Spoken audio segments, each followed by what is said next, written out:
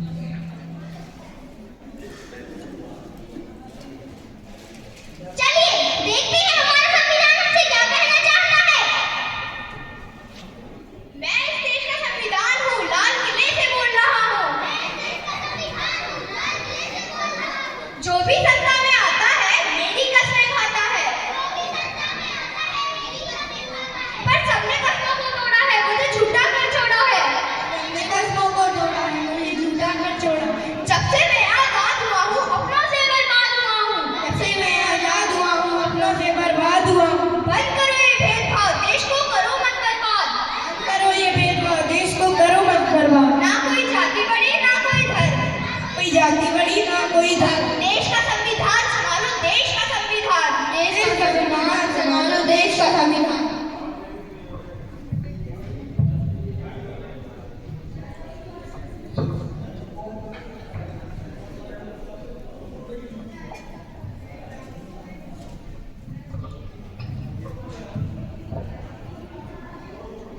इस देश से करते हैं प्यार हम, इस देश के हैं पहरेदार हम, इस देश के वास्ते मरना पड़े तो हैं तैयार हम, हैं तैयार हम, हैं तैयार हम, हैं तैयार हम। नमन करते हैं हम ऐसे महान महापुरुष डॉक्टर भीमराव अम्बेडकर, जिन्होंने देश के लिए सुव्यवस्थित और सुगठित संविधान का निर्माण किया, जिनका पालन करके देश के प्रत्येक नागरिक स्वतंत्र, न्यायपूर्ण और एक समान जीवन व्यतीत कर रहा है। जय हिंद। जय हिंद।